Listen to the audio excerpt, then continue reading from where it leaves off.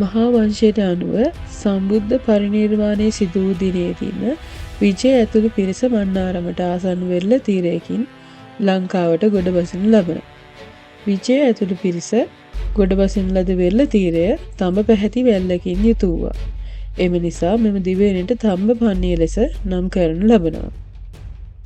එම වෙරළ තීරයේදී විජයට කුවේණිය මුණ ගැසෙනු අතර ලක්දිව රජකම ලබා ගැනීම සඳහා විජය කුවේණිය සමගින් විවාහ වෙනවා. එදා ලංකාවේ වාසය කළ ජනතාව යක්ෂ හා නාග ගෝත්‍රවලට අයත් වූ අතර ප්‍රධාන ගෝත්‍රය වූයේ යක්ෂ ගෝත්‍රයයි.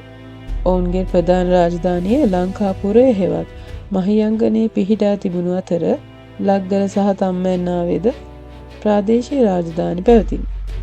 නාග ගෝත්‍රිකයන් කැලණිය සහ යාපනය වැනි ප්‍රදේශවල වාසය කළේය. රාත්‍රියේ වෙරළ තීරයේ සිටි විජයට රට ඇතුළෙන් විශාල ഘോഷාවක් ඇසෙනවා. මේ පිළිබඳව විජය කුවේණියගෙන් විමසනවා. මේ වන විට තම්බපන්නි යක්ෂ ජනපදයේදී ලංකාපුර රජුගේ දියණිය සහ තම්මැන්නාව පාලකයා අතර විවාහ මංගල්‍යයක් පැවතුණා. මේ විවාහයට සහභාගී වීම සඳහා ලක්දිව සියලුම යක්ෂ ගෝත්‍රික ප්‍රධානීන් තම්මැන්නාව වටා පැමිණ සිටියා.